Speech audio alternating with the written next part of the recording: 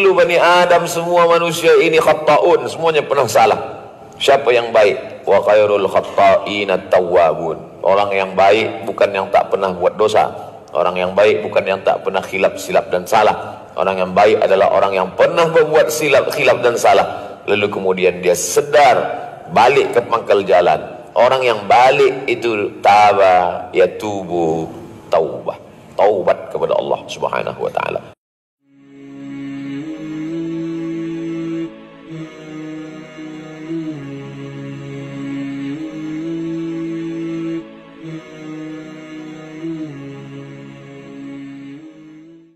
Assalamualaikum warahmatullahi wabarakatuh.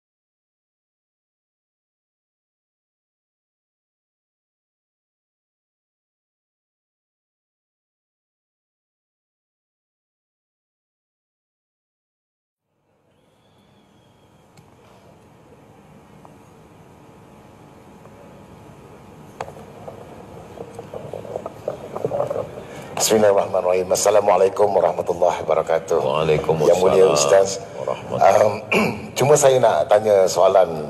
Saya rasa pernah juga orang lain tanya, tapi untuk nak meyakinkan lagi untuk soalan ini, dari segi hidup zaman yang dunia tanpa sempadan, seseorang itu menghantar satu mesej ataupun satu benda yang boleh mendatangkan fitnah ataupun memang sengaja dia fitnah. Kemudiannya orang yang nombor 2 dapat, bila dia dapat, dia forwardkan kepada grup yang lagi satu. Dalam grup ni lebih daripada 20 ataupun 100 orang. Kemudiannya 100 orang ni pun hantar lagi kepada rakan-rakan yang lain. Fitnah yang dilakukan. Akhirnya di antara mereka ini tahu ini fitnah dan dia merasakan taubat. Mohon taubat kepada Allah SWT. Bagaimanakah dia nak menebus dosanya apabila seseorang itu telah pun tahu dia memforwardkan fitnah itu kepada beratus mungkin beribu orang yang telah pun membaca. Itu soalan saya, Ustaz. Baik. Nama saya Nash Jamaluddin. Masya Allah.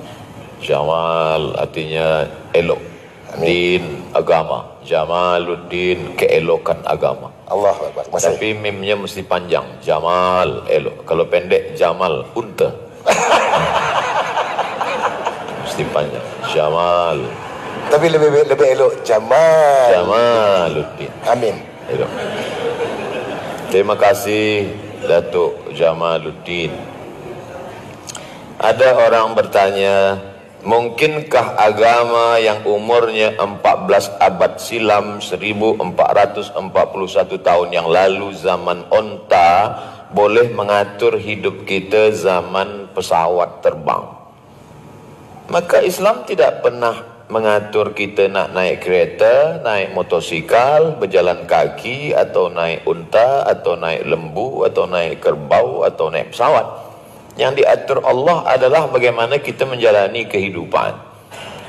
Maka Islam akan sesuai setiap waktu, tempat dan zaman. Al-Islam salihun likulli zaman wa makan. Islam akan tetap sesuai di semua tempat dan waktu.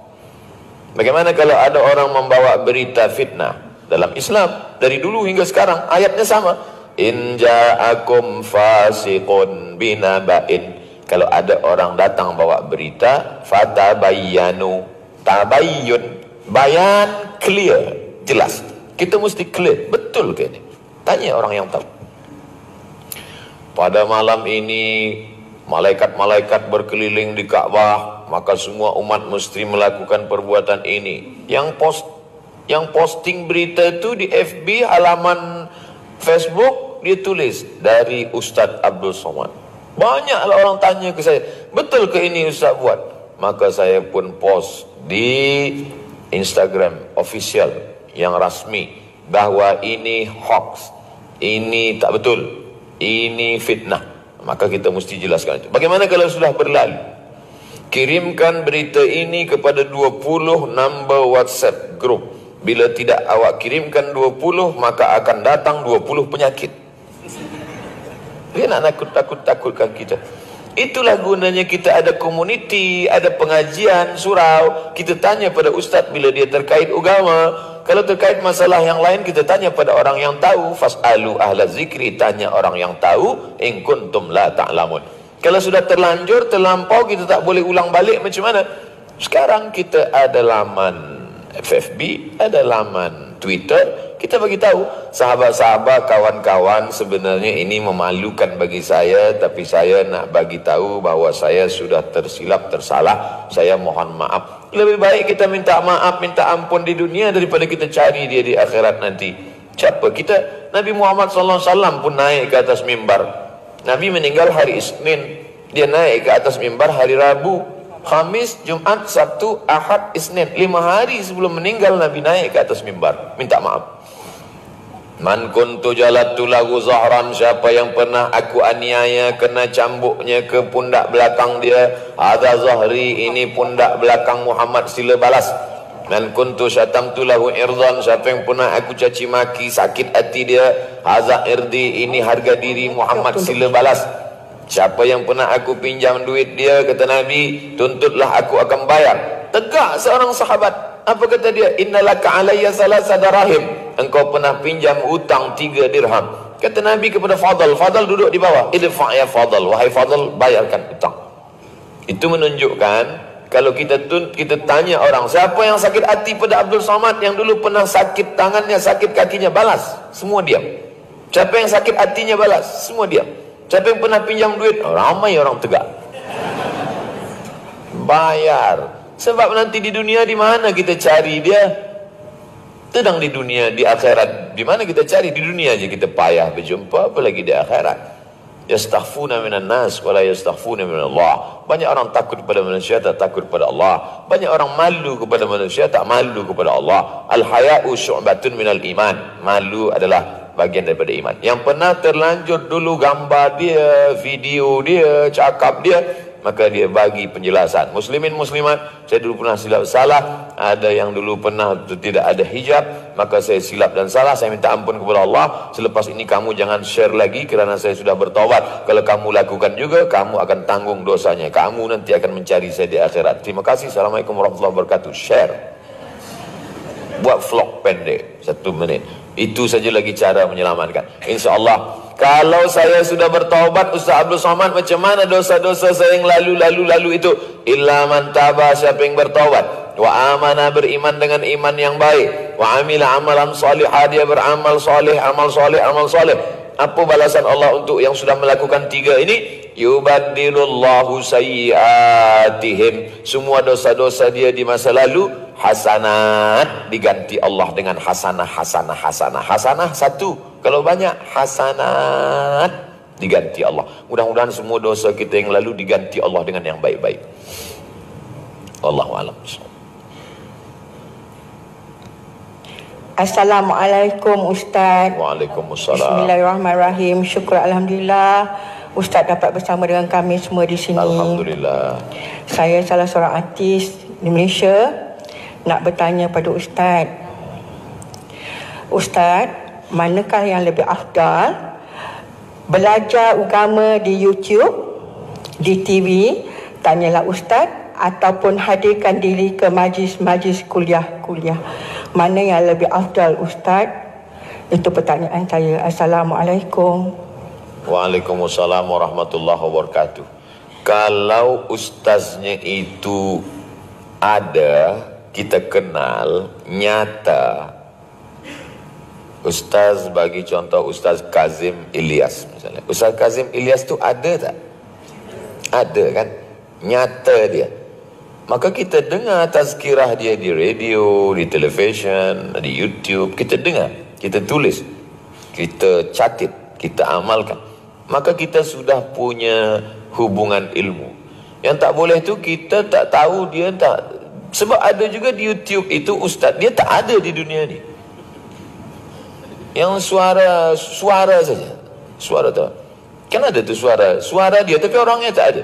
Anda sudah lalu jalan ini, jangan belok kanan, terus saja. Ada tak ada? Ada tak ada? Ada. Itu dia tak ada di dunia. Entah siapa dia belajar di mana, apa akidah dia. Kita mesti tahu tuan guru kita ini akidahnya adalah Asy'ari, fiqahnya Syafi'i, tasawufnya Sunni, bukan tasawuf falsafi. Dia beramal, bukan hanya bercerita tapi dia tak beramal. Maka carilah guru. Al-isnad minad din. Guru itu bagian daripada agama. Fanzuru amman ta'khuzu dinakum. Kalau kamu belajar agama, yang pertama perlu kamu cari guru kamu itu siapa, akidahnya apa, fiqahnya apa. Sebab bila kita tulis di YouTube, semua datang. Cubalah tulis di YouTube, saya nak belajar Islam, enter, semua datang. Dari mulai ustaz yang semua ada. Dari mulai bersorban, tak bersorban, berjanggut, tak berjanggut, pakai macam-macam datang. Oleh sebab itu pertama kita tetapkan dulu siapa tuan guru. Selepas itu barulah kita belajar. Datang orang bertanya kepada Habib Umar bin Hafiz. Habib Umar bin Hafiz, ya, saya selalu tonton tazkirah Habib. Apakah saya ni dikira sebagai murid Habib? Kata Habib Umar bin Hafiz, ta'allugal galbi. Ab itu orang Yaman sebut G, ta'allugal galbi, hubungan hati. Bila engkau punya hubungan yang kuat hati dengan saya, kamu baca, kamu belajar, baca Diyaul Lami, baca maulid, baca solawat, mendengar, maka ada hubungan guru dengan murid. Tapi yang paling afdalnya adalah berjumpa. Mungkin kita jumpa kajian Habib Ali Zainal Abidin, Ustaz Fulan, jumpa 2-3 kali. Selepas itu kita ikuti tazkirah-tazkirah dia di YouTube. Tapi jangan kerana nak mengejar yang afdal, lalu yang di radio, yang di televisyen, yang ini, awak ada tak ikut dia di YouTube? Tak, saya nak jumpa terus. Yang YouTube tak tengok. YouTube ni bid'ah, wa kullu bid'atin dhalalah, wa kullu dhalalatin finnar. Tak ada zaman Nabi. Ini wasilah, ini cara. Ulama dulu pun kita tak jumpa. Mana kita jumpa dengan Imam Bukhari? Mana kita jumpa dengan Imam Syafi'i? Maka pakai radio, televisyen, Al-Hijrah TV, radio Islamic radio, kemudian buku, YouTube. Ini semua kita guna baik. Tapi kenali dia ustaz yang betul-betul, supaya kita tak terpesong keluar daripada Ahlus Sunnah wal Jamaah. Wallahu a'lam. Waalaikumsalam. Tadi di peringkat awal, nama saya Samsuri.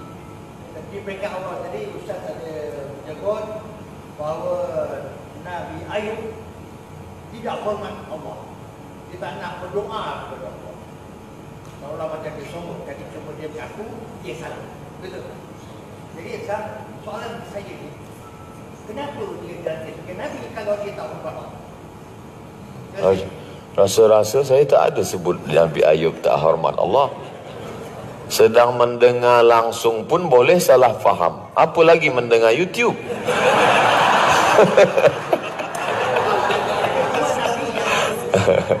Ada dua Nabi tidak berdoa. Dia cuma mengaku.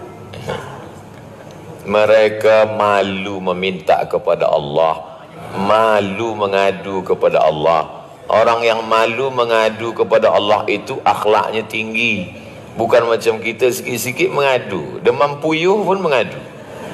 Oleh sebab itu mereka ini orang berakhlak, malu kepada Allah. Maka kata dia, Rabbana zalamna anfusana, Rabbi anni massaniyad durru wa anta arhamur rahimin. Nabi Nuh alaihissalam Nabi Nuh manakala nampak dia anak dia akan tenggelam, tak ada dia minta kepada Allah, ya Allah selamatkanlah anakku ya Allah. Tak ada. Cuba cari hadis yang ayat yang menyebutkan ya Allah selamatkan anakku, tak ada. Apa kata Nabi Nuh alaihissalam? Ya Rabbi inna bni min ahli. Ya Rabbi, ya Allah, inna bni anakku, min ahli keluargaku.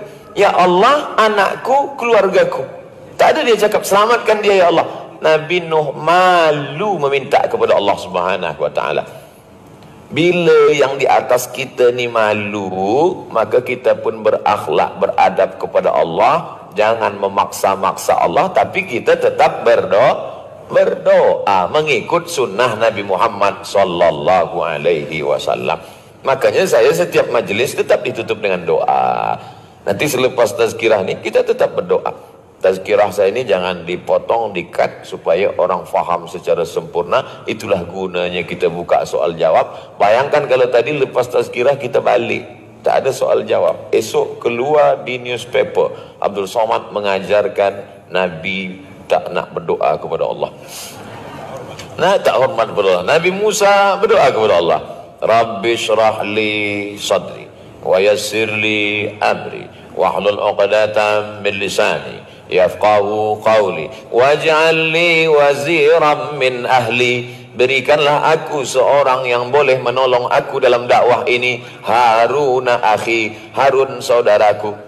Nabi Ibrahim berdoa, Rabbi habli minas salihin. Nabi Zakaria berdoa, Rabbi habli min ladunka dzurriyyatan thayyibah. Ibadur Rahman berdoa, Rabbana hab lana min azwajina wa dzurriyyatina qurrata a'yun waj'alna lil muttaqina imama. Nabi Muhammad berdoa, idza sa'altumullaha fas'aluhul firdaus. Nabi Muhammad berdoa dari Isya sampai subuh malam Jumat 17 Ramadan, malam perang Badar 2 Ramadan.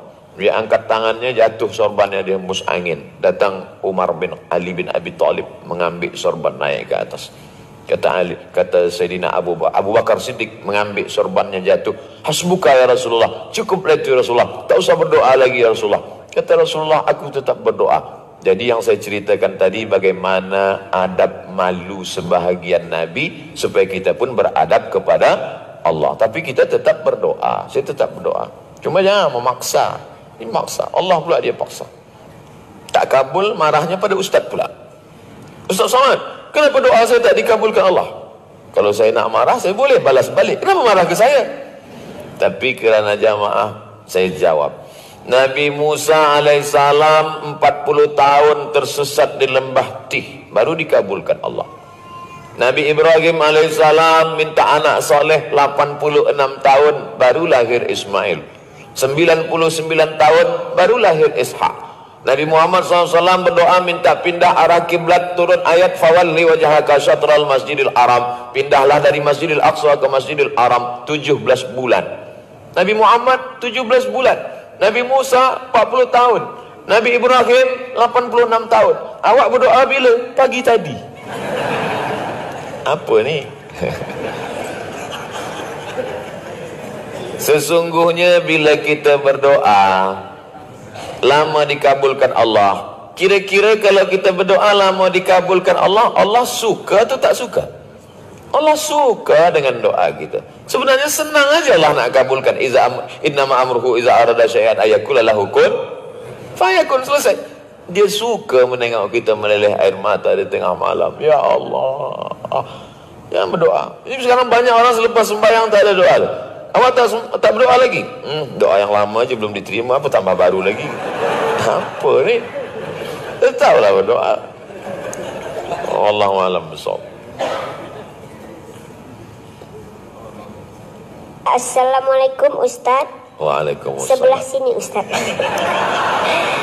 Saya Abdi Zain atau di Malaysia kenal Bocil. Saya dari Aceh. Sebetulnya banyak pertanyaan karena susah mau ketemu Ustaz kan. Tapi kalau saya tanya semua nanti Ustaz nggak pulang-pulang. Pertanyaan saya yang pertama, saya selalu lihat ibu saya setiap saya pulang Jumat, dia selalu baru sholat zuhur. Setiap saya pulang Jumat selalu sholat zuhur. Mak, kenapa tunggu saya? Saya bukan tunggu awak, tapi tunggu habis orang Jumat pulang. Ya. Sebenarnya setahu saya sehabis azan baru zuhur, Ya. ya kan? Nanti kalau saya lambat mak tak solat pula, gitu kan? Ya. Oke, itu yang pertama. Yang kedua, saya selalu lihat kawan saya setelah kepergian emak dia selalu macam bercakap. Ini pertanyaan dari dia lah. Dia selalu tanya, mak apa kabar? Mak, saya mau kerja dulu. Sekali itu saya tegur, sebetulnya rasanya kurang baik. Untuk meyakinkan itu, macam mana pandangan Ustadz yang Ustadz tahu? Terima kasih. Assalamualaikum. Waalaikumsalam warahmatullahi wabarakatuh. Dulu masa di kampung, selepas balik sembahyang Jumat, masuk ke rumah, baru mak saya sembahyang zuhur. Jadi bukan mak tuan saja, mak saya pun begitu juga. Dari mana mak-mak kita ni dapat kaji ni? Dari guru-guru dia. Sebab guru-guru dia dalam mazhab Syafi'i ini ihtiyat, kehati-hatiannya tinggi. Tuan-tuan guru sekarang berkata bila waktu zuhur dah masuk, sembahyang zuhur lah. Tapi ulama dulu takut dia. Sebab masa itu jam belum ada lagi, tengok matahari kadang-kadang mendung. Dari mana supaya yakin 100% bahawa zuhur sudah masuk, balik mereka sembahyang Jumat baru. Tapi zaman sekarang terbalik. Bila puan tunggu laki dia balik sembahyang Jumat, tak balik-balik sebab dia minum kopi dulu. Zaman dah berganti, zaman dah berubah. Jadi sebenarnya hukum asalnya macam mana, Ustaz? Hukum asalnya bila dah masuk azan maka boleh solat zuhur. Guna azan itu dua. Pertama, masuk waktu. Kedua, memanggil orang, menjemput orang datang ke masjid. Tapi, mana tahu puan nanti pergi ke Madinah, pergi ke Makkah hari Jumat. Sebenarnya perempuan tetap salat Jumat. Perempuan yang salat Jumat tak wajib. Tapi bila dia salat Jumat, maka fardu zuhurnya sudah gugur. Rupanya puan sampai ke Madinah hari Jumat. Sampai airport hari Jumat. Terus saja ke hotel. Nak datang letih atau nak tunggu kunci koper segala macam. Dia dengar azan.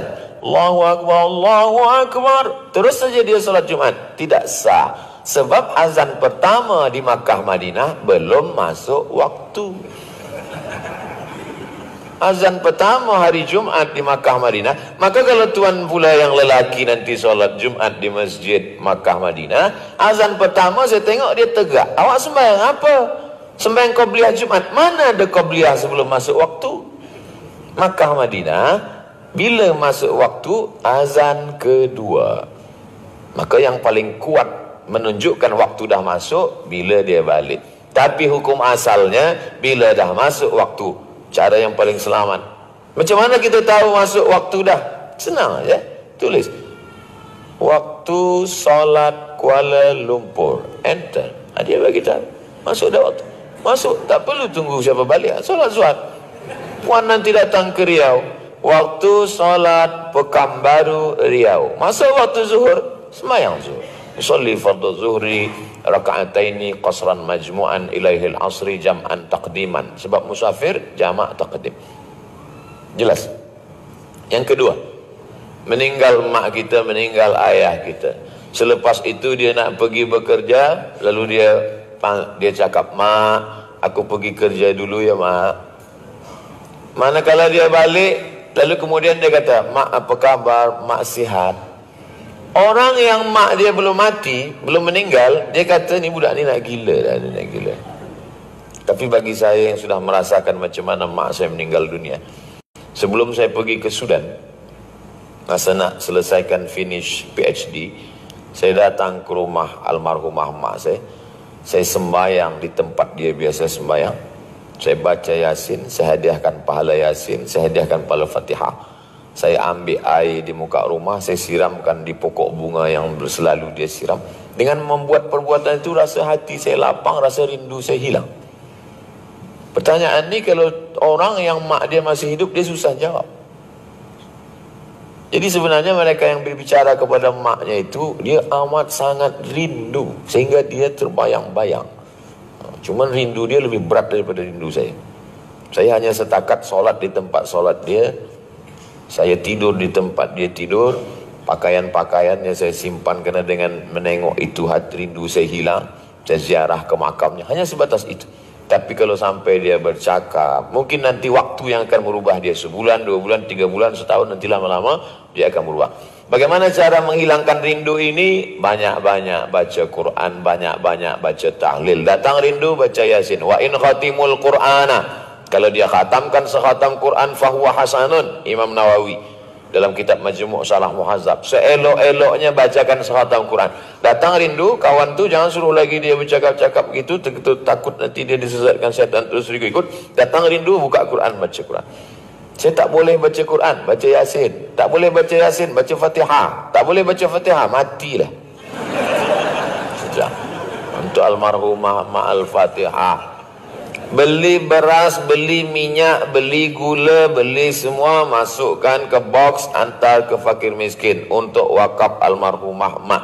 Nampak masjid yang belum selesai, datang tanya pengetua pengerusi masjid, apa yang perlu saya tolong. Pergi ke kampung-kampung yang susah, tolong.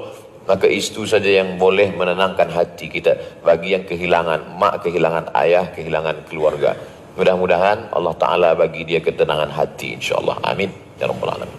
Wallahu a'lam. Assalamualaikum Ustaz.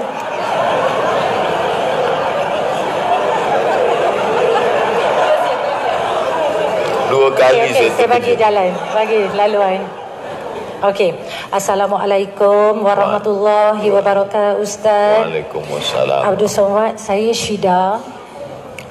Saya nak tanya dengan UAS, bagaimana caranya untuk kami sekarang artis wanita yang selalunya berhias, maksudnya make up ketika keluar dan bekerja, menjaga wuduk. Bolehkah kami berwuduk sebelum make up? Kami lakukan untuk menjaga solat agar tidak tertinggal solat. Kadang-kadang kami keluar, kami terpaksa solat qada. Kadang-kadang 2-3 solat qada disebabkan kerja. Terima kasih Ustaz. Ya. Nabi mengqada pada perang Khandaq. Dia qada dari zuhur, asar, maghrib, isya, malam dia qada. Sebab menghadapi Ahzab. Ahzab itu yang dihadapinya Yahudi, munafik, kafir, musyrik. Itu yang dihadapinya. Yahudi, munafik, kafir, musyrik. 4 golongan yang dihadapi baru dia qada. Rupa-rupanya sekarang ada pula yang qada sebab menghadapi kamera. Maka tak sampai kepada tingkat ini daruratnya. Jangan qada.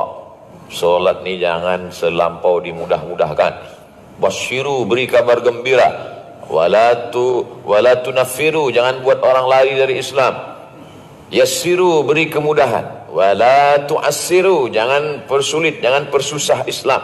Tapi jangan pula terlampau memudah-mudahkan. Sikit-sikit qada, sikit-sikit jamak. Sekarang banyak orang terlampau mudahkan. Pengantin baru duduk jamak. Artis nak syuting qada. Yang boleh jamak takdim tanpa qasar, jamak takhir tanpa qasar ni doktor, operation. Dia operation dari pukul 12 hingga pukul 5. Operation panjang. Itu boleh jamak takhir sebab daruratnya tinggi, mati. Bila dia sedang operation solat, sebab dia cakap, tunggu kejap ya, aku nak sembahyang, mati. Maka dia jamak, tapi tetap tak ada qasar sebab tak ada safar.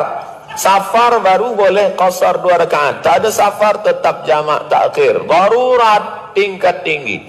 Atau orang yang cuci darah. Ini 5 jam. 5 jam darah ni keluar, lalu masuk balik. Itu 5 jam, tak boleh bergerak. Atau kemo. Darurat tinggi. Adapun syuting tak masuk dalam darurat tinggi. Maka mesti sembahyang bersama-sama. Artis lelaki sembahyang, artis perempuan bersembahyang, kameramen sembahyang. Sembahyang bersama supaya datang barakah. Saya dah sampaikan. Nak ikut, tak nak ikut, neraka jahanam dah siap. Wallahu a'lam bissawab. Ustaz ni cakap dia keras betul tak? Saya cakap saya je, hati lembut. Mudah-mudahan rezeki berkah. Yang kita cari ni apa? Rezeki dicari pagi, petang, siang, malam. Kalau tak ada berkah, berkah datang dengan solat. Tapi tanya juga pada Tok Mufti, tanya juga pada profesor-profesor. Jangan cakap Abdul Somad sahaja, mungkin mereka lebih alim, lebih banyak kitab mereka. Itulah yang saya tahu. Wallahu a'lam bishawab. Baik, Datuk. Assalamualaikum Ustaz. Waalaikumsalam. Terima kasih banyak atas tazkirah yang santai tetapi bagus. Saya dah mengikuti Ustaz berbelas-belas YouTube Ustaz. Masya Allah. Alhamdulillah. Saya Haji Abdul Rahim, siap surau ni. Siap dah 18 tahun dah. Jadi sebenarnya saya bukan pertanyaan tetapi nak berkongsi dan ada kaitannya dengan pertanyaan puan tadi dengan artis. Saya difahamkan yang hari ini adalah tazkirah eksklusif untuk artis, di mana Ustaz akan menyampaikan apa yang baik kepada artis dengan harapan supaya artis-artis yang mempunyai pengaruh tinggi, pengikut yang beribu-ribu boleh merubahkan apa yang sepatutnya di luar. Ya. Jadi saya rasa ini adalah satu amanah besar yang patut dipikul oleh semua artis, dan saya cuma berdoa dan berharap semua artis-artis yang ada di sini dan di luar sana dapat menyampaikan apa yang baik, terutama daripada Ustaz Abdul Samad yang kita dengar hari ini dan di YouTube yang sudah berpuluh-puluh tu. Kerana apa yang saya lihat, keadaan akhlak dan keadaan akhlak kita, anak-anak remaja kita di luar sana sudah agak kritikal yang perlu dibentuk semula, ya. Jadi saya rasa pihak artis boleh memainkan peranan yang penting, kerana saya rasa mereka memikul amanah yang besar. Ya. Mereka sajalah, mereka adalah menjadi idola kepada semua, dan apa yang mereka buat akan diikut, insyaallah. Terima kasih Ustaz. Terima kasih. Kalau saya bagi tazkirah pada 100 orang lelaki mendengar khutbah Jumat saya, itu yang betul-betul mendengar 50 saja. Yang 50 lagi sudah naik ke Sidratul Muntaha. Dari yang 50 itu, yang ingat kaji hingga balik tinggal 30. Yang 20 tertinggal di tepi jalan. Dari yang 30, yang pandai menyampaikan ke orang di rumah hingga 20. Dari yang 20, yang didengar oleh anak bini dia tinggal 10. Itu kalau saya sampaikan pada 100. Tapi kalau saya sampaikan tazkirah pada 10 artis, maka sama saya sedang menyampaikan kepada 10.000 orang. Sebab satu artis dia ada follower. Followernya ini terbagi dua. Satu haters, satu lovers. Cuba tengok video YouTube soal jawab Ustaz Samad bersama Musawarah. Musawarah ni komuniti artis-artis taubat Indonesia. Soal jawab bersama orang biasa ditonton 200.000 orang. Tapi soal jawab yang sama bunyinya, jawapannya sama, ditonton oleh artis 3 juta orang. Sebab apa? Orang merasa tertarik, dia tengok thumbnail. Artis ni kalau dia baik, dia cepat masuk surga. Tapi ke neraka cepat juga. Tapi insya-Allah yang suka tazkirah yang hadir ni insya-Allah membawa umat kepada surga.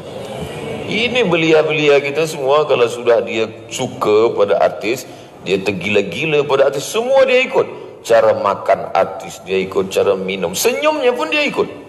Oleh sebab itu, artis jangan berfikir tentang diri dia saja, dia ada makmum yang ramai di belakang. Makmum itu bernama follower. Sila puan. Assalamualaikum Ustaz. Nama saya Nurul Hidayah. Saya bukan artis. Soalan saya, zaman yang serba moden ni, kita macam tadi ada soalan berbentuk macam mana kita nak menepis fitnah, ataupun bila kita dapat fitnah tu kita nak bertaubat dan minta maaf kepada orang yang kita sebarkan fitnah itu. Tapi pada pandangan saya sekarang ni kita kekurangan adab dalam menegur seseorang, Ustaz. Jadi soalan saya, pada pandangan Ustaz sendiri, adab untuk menegur seseorang itu macam mana, Ustaz? Terutama sekali adab untuk menegur pemimpin, dan pemimpin sendiri untuk menegur orang-orang yang di bawah tu. Adab tu, topiknya adalah adab, Ustaz. Sebab saya rasa kita sekarang ni kekurangan adab. Sekian, Ustaz. Minta maaf, satu soalan daripada saudara saya sebelah kanan saya. Lepas tu kita habis Q&A. Minta maaf last daripada saudara saya sebelah kanan. Lepas tu kita habis Q&A. Oh, ada lagi soalan? Macam mana, Haji? Saya jawab. Nanti. Datanglah seorang lelaki mencaci maki Khalifah Harun Ar-Rashid. Hai Harun Ar-Rashid, engkau jahat, engkau pemimpin tak adil, engkau mungkar. Kata Harun Ar-Rashid, cuba tengok firman Allah tentang Musa kepada Fir'aun. Wa qula lahu qawlan layyina. Wahai Fir'aun, wahai Musa, bercakaplah engkau kepada Fir'aun dengan qawlan layyina, bahasa yang lembut. La'allahu yatadzakkara aw yakhsha. Mudah-mudahan dengan itu dia ingat pada Allah dan dia takut pada Allah. Kata Harun Ar-Rashid, engkau tak sebaik Musa dan aku tak sejahat Fir'aun. Kenapa cakap engkau lebih kasar daripada Musa dan lebih menyakitkan daripada ucapan Musa kepada Fir'aun? Engkau tak sebaik Musa dan aku tak sejahat Fir'aun. Oleh sebab itu ada adab-adab. Kita ada ulama, kita ada parlimen, kita pula tinggal di negara demokrasi. Maka disampaikan melalui cara-cara yang sesuai dengan kehidupan moden, tanpa meninggalkan adab Islam, moral, Islamic morality, etik, akhlakul karimah. Maka insyaAllah bila kita sampaikan, innama anta munzir, wahai Muhammad SAW, engkau hanya menyampaikan saja, lasta alaihim bimusaitir, engkau tak ada kuasa untuk memaksa orang lain. La ikraha fid din, tak ada paksaan dalam agama. Maka afa anta tukrihun nasa hatta yakunu mu'minin. Apakah engkau memaksa orang lain sehingga orang percaya? Nabi Muhammad SAW pun tiada daya untuk memaksa. Kita hanya jelaskan, qulil haqqa min rabbik, sampaikan yang hak itu dari Allah. Faman syaa'a falyu'min wa man syaa'a falyakfur. Siapa yang hendak ikut, siapa yang tak hendak tak ikut. Ancaman dari Allah Subhanahu wa taala. Mudah-mudahan kita tetap berpegang pada akhlakul karimah. Wallahu a'lam. Okay, untuk adil sebab tadi mula dengan perempuan. Kita last dengan lelaki dan kembali kepada perempuan untuk habis kita adil last dengan lelaki dan soalan ada muslimat okey, daripada muslimin. Assalamualaikum Ustaz. Waalaikumsalam. Saya Roslan Shah, saya artis. Saya beritahu awal-awal. Okey, baiklah, baru-baru ni ibu tercinta saya baru meninggal. Sekarang dah 46 hari. Saya kerana saya tidak dapat memandikan jenazah ibu saya kerana diberitahu daripada pihak tukang mandi wanita. Sebelum ibu saya meninggal, saya uruskan ibu saya mandi, buang najis, kemaluan dia semua saya cuci kebersihan. Dan saya tertanya diri saya, adakah saya masih ada hidup? Saya bersalah tidak kerana kakak saya sibuk, saya sekarang yang menguruskan ibu saya mandi daripada ujung kaki ke ujung rambut. Dan selepas dia meninggal, saya tidak dapat memandikan. Saya bertanya, apabila saya tengok YouTube tanya orang, sebenarnya boleh, awak boleh mandi, tapi saya tak dapat memandikan ibu saya. Itu persoalan saya. Satu, adakah saya berdosa besar semasa ibu saya hidup, saya memandikan semua benda yang saya uruskan. Dan kedua, adakah saya rasa sangat terkiran saya tidak dapat memandikan ibu saya. Dan tukang mandi itu cakap anak lelaki tidak boleh memandikan. Cuma yang terakhir untuk virus. Dulu ada seorang ulama namanya Muallim Sanusi. Ustaz guru agama di kampung kami dipanggil Muallim. Muallim Sanusi ini menjaga mak dia.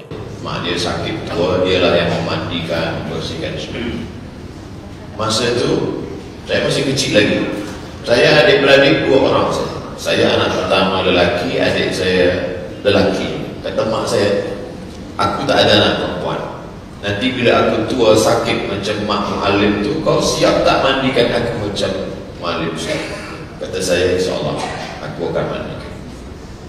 Tapi kemudian rupanya mak saya tak sakit macam itu. Saya bagi tazkirah di Jawa, tanggal 17 saya pergi, Mac tahun lepas, tanggal 18 saya bagi tazkirah, tanggal 18 subuh dia meninggal.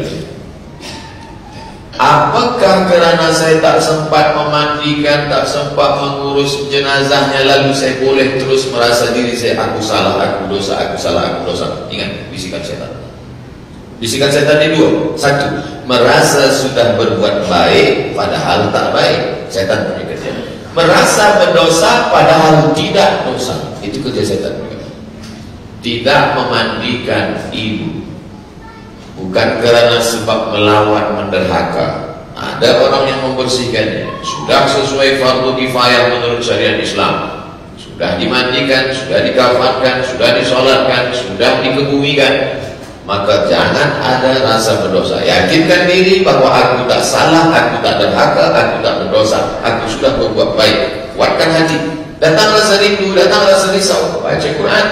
Dari maghrib ke isya 40 menit, azamkan dalam hati, aku mesti khatamkan Quran 1 juzuk. Selepas itu 1 bulan khatam. Tak sanggup 1 bulan khatam, setahun ini, dari Ramadan ini ke Ramadan ini. Setiap ada risau dalam hati, maka luahkan dalam doa. Allahumma firlaha warhamha wa'afiha wa'afan. Ada duit, belikan makanan, bagi kepada fakir miskin. Datang ke sekolah-sekolah tahfiz, bagi Quran, bagi makanan, bagi duit. Jangan merasa berdosa, sebab setan akan masuk alladzi waswisu fi sudurin nas minal jinnati wan nas. Setan nak masukkan rasa sedih. Sepanjang umur kita akan rasa sedih, kau salah, kenapa tak kau mandikan, kau tak kau mandikan. Ini perbuatan tak betul. Maka yang boleh mengatakan salah adalah Quran Sunnah, yang boleh mengatakan betul adalah Quran Sunnah. Perbuatan yang sudah dilakukan adalah betul dan tidak salah. Jangan merasa bersalah karena sudah sesuai dengan ajaran syariat Islam. Allahu a'lam. Bismillahirrahmanirrahim. Assalamualaikum warahmatullahi wabarakatuh. Saya Heliza Helmi. Tadi Ustaz ada menyebutkan tentang kalau kita nak belajar atau follow Ustaz silsilah dari Ustaz Akidah Asy'ari. Jadi soalan saya adalah dua. Satu, macam mana kita nak tahu Ustaz itu adalah Akidah Asy'ari, Ahlussunnah wal Jamaah dan juga fiqh mazhab Syafi'i. Sebab kadang-kadang kalau kita tengok dekat YouTube, kita tak tahu Ustaz itu adalah Akidah Asy'ari ataupun tidak. Yang kedua pula adalah katakanlah Ustaz itu adalah bukan Akidah Asy'ari, tetapi dia punya poin sangat bagus yang dapat membuatkan kita rasa kita nak berubah. Dan bolehkah kita follow Ustaz yang bukan Akidah Asy'ari, dan bolehkah kita share kepada publik poin-poin ataupun ceramah daripada Ustaz itu? Wallahu a'lam. Al-hikmatu dhalatul mu'min. Hikmah itu milik orang beriman. Aina wajadaha fahuwa ahaqqu biha. Di mana saja dia mendapatkannya, maka dia berhak untuk mengambilnya. Bila jam kita hilang, kita tak tahu tak di mana jatuhnya, kemudian diambil oleh orang yang tak seakidah dengan kita. Kemudian suatu hari kita tengok dia pakai, maka dia katakan ini punya saya. Begitulah kebenaran. Kata-kata yang hikmah, baik, melembutkan hati, disampaikan oleh orang yang tidak seakidah, tidak seagama. Bolehkah diambil? Maka mengambil. Cuma yang jadi masalah, dia ambil sekali, dia nak ambil 2 kali, akhirnya dia suka, dia nak ambil semuanya. Itu nanti yang membuat kita rosak. Itulah mengapa perlunya kepada akidah. Ada pun orang mengatakan tak penting akidah, yang penting dia baik. Asal dia baik, nanti Allah tak tanya akidah dia. Tak betul. Orang yang tidak akidah, asyhadu an la ilaha illallah wa asyhadu anna Muhammadar Rasulullah wa may yabtaghi ghairal islami dinan, siapa yang mencari agama selain daripada ini, fala yuqbala minhu, dia tak diterima, wa huwa fil akhirati minal khasirin, di akhirat dia termasuk orang yang rugi. Oleh sebab itu maka kita tengok akidah. Dari mana kita tahu bahwa dia akidah Asy'ari, fiqhnya Syafi'i, tasawufnya Sunni? Coba tulis di Google Ustaz Abdul Somad, nanti jadi keluar nama, lahir 1977, umur 24 tahun. Dia belajar di mana, BA di mana, lahir 1977. Sebab dia ulama Asy'ari, kita khawatir, kita ikut, kita terpesong. Akidah inilah pokok pangkal daripada segalanya. Kalau dalam masalah dunia, Kalau masalah dunia, kita tak tengok akidah. Saya tak ada cakapkan, ini siapa yang buat Sony ni? Sunnah ke? Ini siapa yang buat? Tak ada. Kita tak tengok. Ini masalah dunia. Tapi kalau sudah fatwa masalah agama, masalah keselamatan akhirat, kita mesti tahu 3 pegangan. Saya boleh bagi tazkirah di Malaysia ini. Siapa bagi tazkirah? Tak tauliah. 2 bulan, 3 bulan sebelum datang mesti kirim sijil BA, sijil master. Dia tengok mana ni akidah dia apa. Bahkan di beberapa tempat dia panggil Ustaz Abdul Somad, awak mesti menyampaikan akidah Asy'ari, fiqhnya mesti Syafi'i, tasawufnya mesti Sunni. Kalau keluar daripada ini, awak tidak lagi diberi izin untuk menyampaikan. InsyaAllah Malaysia akan tetap terjaga, kerana akan dijaga oleh usaha ini dan dijaga oleh Allah Subhanahu Wa Taala. Itu yang boleh saya sampaikan. Bersyukur kepada Allah. Di akhir majlis mari kita berdoa. Ala hadhihi niyyah. Al-Fatihah. Bismillahirrahmanirrahim. Alhamdulillahi rabbil alamin arrahmanir rahim maliki yaumiddin iyyaka na'budu wa iyyaka nasta'in ihdinas siratal mustaqim siratal ladzina an'amta 'alaihim ghairil maghdubi 'alaihim waladdallin amin. Ya muqallibal qulub, wahai engkau yang membalikkan hati, sabbit qulubana, kokohkan hati kami ala dinik dalam agamamu, wa ala ta'atik dalam ketaatan kepadamu ya Allah. Allahumma a'inna, tolong kami ala zikrika, supaya hati kami sentiasa berzikir mengingatmu, wa syukrika, bersyukur padamu, wa husni ibadatik, selalu beribadah dengan ibadah yang baik padamu ya Allah. Allahumma rizqan halalan thayyiban mubarakan fi, mencari rezeki, kasih kami rezeki yang halal yang berkah, supaya kami boleh berwakaf, berinfak, bersedekah. Allahumma rizqna ziyarata baitikal atiq, beri kami rezeki supaya kami boleh berhaji dan berumrah. Allahumma rizqna ziyarata qabri nabiyika Muhammad sallallahu alaihi wasallam, beri kami rezeki supaya kami boleh berziarah ke makam Nabi Muhammad sallallahu alaihi wasallam. Rabbana ighfir lana dzunubana, ampunkan dosa kami, wa li abaina, ayah kami, wa li ummahatina, ibu kami, wa li azwajina, pasangan hidup kami, wa li dzurriyyatina, anak cucu keturunan kami, wa liman hadarana, semua yang hadir di majlis ini ampunkan semua silap salahnya ya Allah. Wa liman ghaba anna, yang ikut tapi tak boleh datang sebab ada uzur, maka berikan mereka juga ampunan, rahmat dan ridha-Mu ya Allah. Wa li ikhwanina alladziina sabaquna bil iman, saudara kami yang sudah mendahului kami, ampunkan dosa mereka, jadikan kubur mereka salah satu dari taman-taman surga. La taj'al quburahum hufratan min hufarin niran, jangan jadikan kubur mereka salah satu dari lubang neraka. Rabbana hab lana minas shalihin, jadikan anak-anak kami anak-anak yang saleh dan salihah.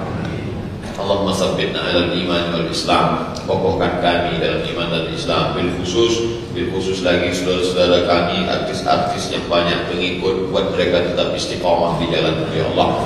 Allahumma rzuqna al-istiqamata 'ala syari'atil gharra wa tariqatil bayda, berikan kami istiqamah di jalan yang lurus ini ya Allah. Allahumma khtim lana bi husnil khatimah ولا تختم علينا بسوء الخاتمة. ربنا آتنا في الدنيا حسنة وفي الآخرة حسنة وقنا عذاب النار. وصلى الله على سيدنا ومولانا محمد وعلى آله وصحبه وسلم والحمد لله رب العالمين. تقبل الله منكم منا ومنكم تقبل يا كريم. Terima kasih banyak-banyak. Mohon maaf silap salah. Wassalamualaikum warahmatullahi wabarakatuh. Tuan-tuan dan puan-puan Allah, kita akan ada sesi bergambar. Kita dahulukan artis-artis daripada kaum lelaki dulu untuk bergambar semasa. Kemudian kita seterusnya dengan muslimah perempuan untuk sesi gambar bersama Ustaz.